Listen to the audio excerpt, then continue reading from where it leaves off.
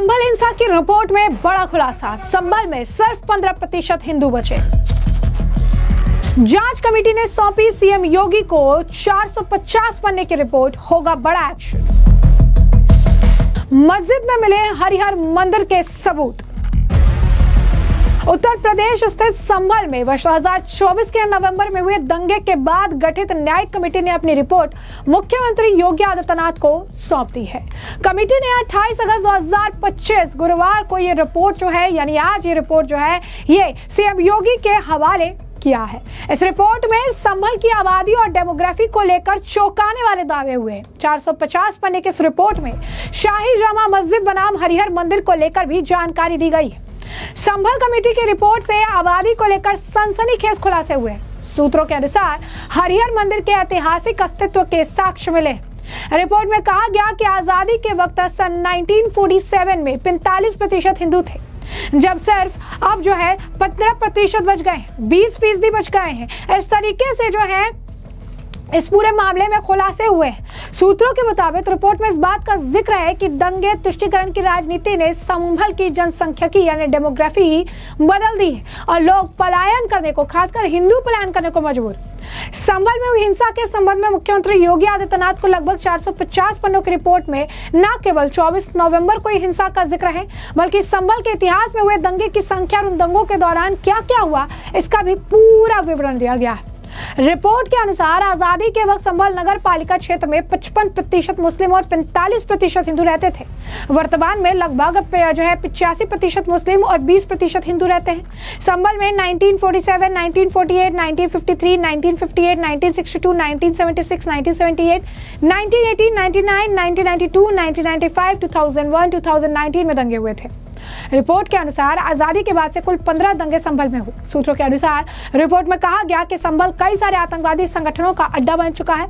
Al Qaeda, हरकत उल मुजाहिदीन जैसे आतंकवादी संगठन संभल में पैर पसार चुके हैं। संभल में हुए दंगे में विदेशी हथियारों का इस्तेमाल होने की जानकारी सामने आई है। इस मामले के लिए बनाए गए न्यायिक आयोग को इस बात के भी साक्ष्य मिले हैं कि संभल में अमेरिका से बने हथियारों का इस्तेमाल किया गया था। पूर्व नियोजित थी 24 नवंबर की हिंसा। बता दें आपको कि 24 नवंबर 2024 की हिंसा को लेकर रिपोर्ट में यह भी दावा किया गया है कि ये हिंसा जो है वो पूर्व नियोजित थी और षड्यंत्र का नतीजा था। सांसद जियाउर रहमान बर्क ने नमाजियों को उकसाने के लिए कहा था कि हम इस देश के मालिक हैं। संभल जामा मस्जिद के जो है इंतजामिया कमेटी पर इस साजिश रचने का आरोप है। हिंसा से पहले बर्क ने भड़काऊ भाषण दिया था। बर्क ने कहा था, हम पुलिस प्रशासन सरकार से दबने वाले थोड़ी है, अरे हम इस देश के मालिक हैं, नौकर गुलाम नहीं। मैं खुले रूप से कह रहा हूँ, मस्जिद थी, मस्जिद है, इंशाल्लाह मस्जिद रहेगी कयामत तक।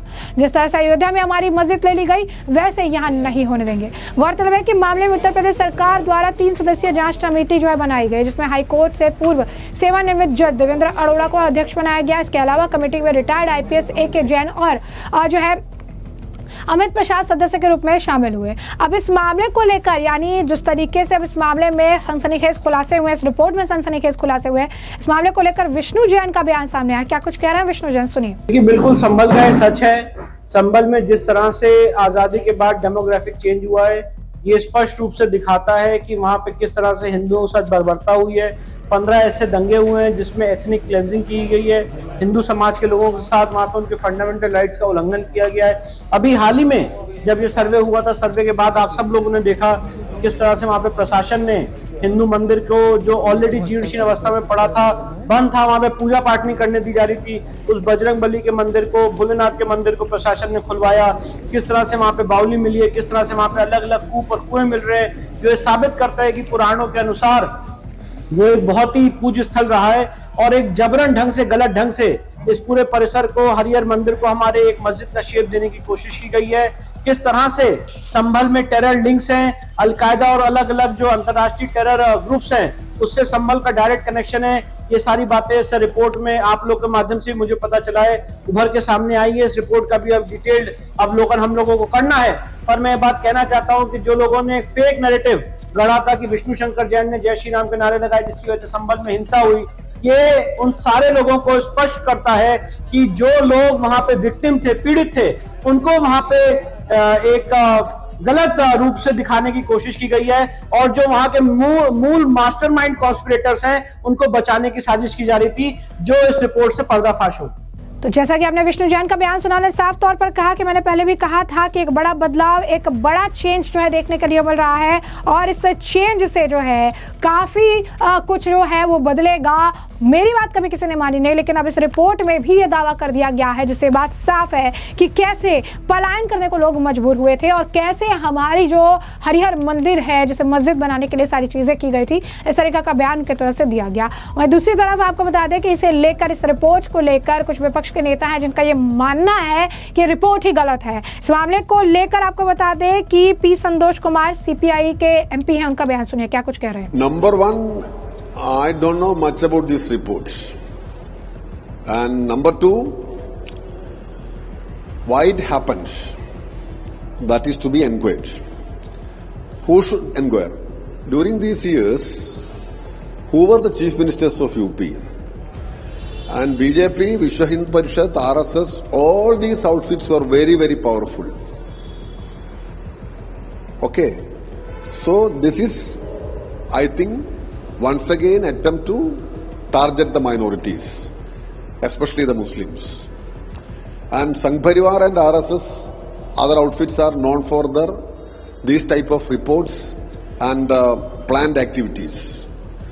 I don't think this report is correct, but there were many ministries, many chief ministers, many responsible people. So let them comment on this first, why it happened, if at all this happens. जैसा कि आपने उनका बयान सुना, उन्होंने इस पूरे report को ही गलत करार दे दिया, कह दिया ये रिपोर्ट ही सही नहीं है और इसी वजह से जो है इस तरीके से सिर्फ एक पर्टिकुलर कम्युनिटी को टारगेट करने के लिए रिपोर्ट सौंपी गई है। वहीं आपको बता दें कि इस मामले को लेकर रविदास मेहरोत्रा जो है समाजवादी पार्टी के नेता, उनका भी बयान सुनिए। वो तो बीजेपी सरकार पर ही आरोप मढ़ रहे हैं और पलायन के लिए उन्हें ही जिम्मेदार ठहरा रहे हैं। जरा सुनिए क्या कुछ उनका भी कहना है। संभल में पिछले 9 साल से जो हिंदू पलायन किए हैं, इसके लिए भाजपा सरकार दोषी और जिम्मेदार है। 9 साल से उत्तर प्रदेश में भाजपा की सरकार है और भाजपा की सरकार लगातार पूरे प्रदेश में सांप्रदायिक तनाव, हिंसा और नफरत फैलाने की जिम्मेदार और दोषी है। भाजपा की सरकार चाहती है जैसे संभल में दंगा और हिंसा हुआ, ऐसे ही पूरे प्रदेश के हर जिले और हर शहर में दंगा और हिंसा हो। भाजपा सरकार चाहती है कि प्रदेश का हर हिस्सा संभल बन जाए। समाजवादी पार्टी की सरकार में हिंदू मुस्लिम एकता को मजबूत करने का काम होता है, सांप्रदायिक सौहार्द बनाने का काम होता है और हम लोग प्यार और मोहब्बत बांटने का काम करते हैं। समाजवादी पार्टी की सरकार में कभी भी हिंदू मुस्लिम तनाव अगर हुआ है तो वो भारतीय जनता पार्टी ने ही कराने का प्रयास किया है। तो जैसा कि आपने उनका बयान सुना, वहीं आपको बता दें कि योगी आदित्यनाथ को जो रिपोर्ट सौंपी गई है 450 पन्ने की, और इस रिपोर्ट को लेकर एक्शन भी होने की बात कही जा रही है। तो इस लेकर इस मामले पर जफर अली का बयान है, क्या कुछ कह रहे हैं जफर अली, सुनिए। मेरी जानकारी में अभी आया है कि माननीय मुख्यमंत्री जी को रिपोर्ट एसआईटी ने सौंप दी है, लेकिन उसके अंदर उन्होंने क्या लिखा है, क्या रिपोर्ट दी है, इसके बारे में अभी कोई जानकारी नहीं है। बयान हमने भी अपने दर्ज कराए थे एसआईटी के सामने।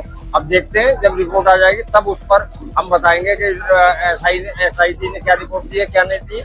अभी हमारी जानकारी में कुछ है ही नहीं, तो क्या बताएं, बताइए। तो जैसा कि आपने सुना, उन्होंने कहा कि रिपोर्ट से रिलेटेड और जो अपडेट आएगी उससे जो है वो जानकारी देंगे। फिलहाल बस ये पता चला है कि योगी आदित्यनाथ को ये जो 450 पन्ने की रिपोर्ट है वो सौंपी गई है। वो इस मामले को लेकर बीजेपी के नेता अजय आलोक का भी बयान है, क्या कुछ कह रहे हैं अजय आलोक, सुनिए। ऐसा है कि संभल तो एक नाम है, लेकिन संभल जैसे कम से कम 100 ऐसे जगह हैं जहां पे टारगेटेड डेमोग्राफी चेंज की जा रही है।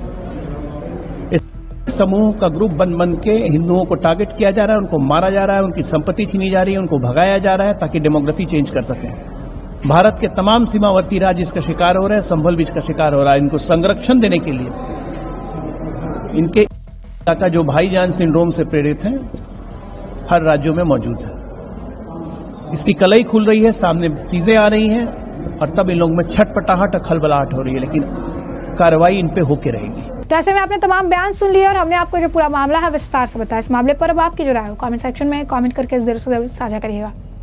धन्यवाद।